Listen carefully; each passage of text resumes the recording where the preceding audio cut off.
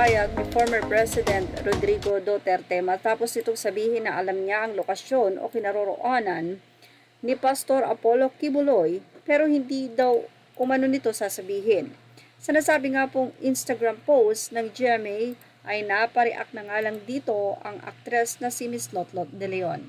Ayon kay dating Pangulong Rodrigo Duterte, kahit alam niya kung nasaan ang wanted na si Pastor Apollo Kibuloy, ay hindi niya ito sasabihin. Biro pa niya ay secret daw ito. Sa comment section naman ay makikita ang reaksyon ng aktres na si Lotlot de Leon na may tawa o tatlong tawa na emoji.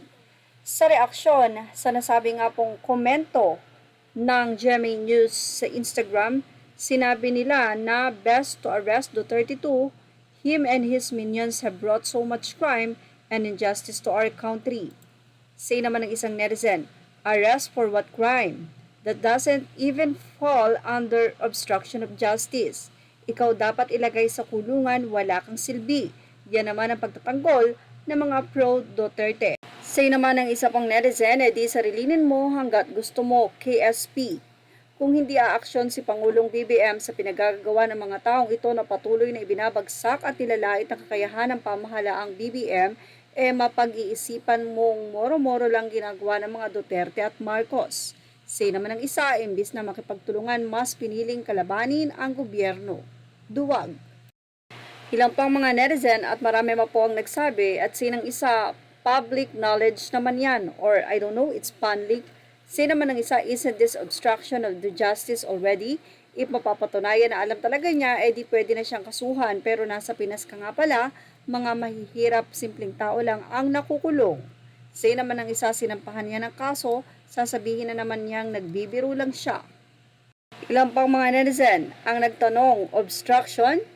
Ang mahirap po ay sobrang tapang na ng mga tao. Attorney, dating presidente, sir, di po ba crime po yan? Bakit ayaw niyo pong tulungan ang kapulisan na maliwanagan naman ang mga tao? Kung wala naman siyang kasalanan, lalabas din. Ano ba ito, lawmaker or lawbreaker?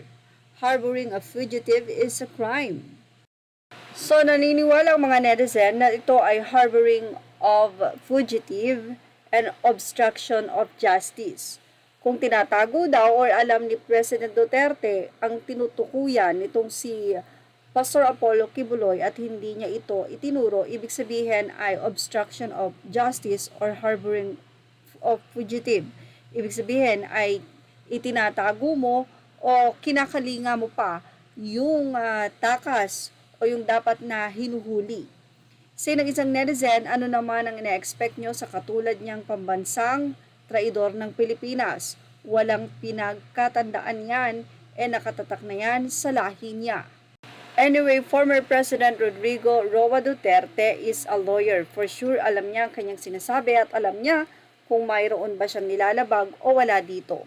Yan ang ating Showbiz Now update. Images are all credit to the rightful owners. Thank you for watching Showbiz Now.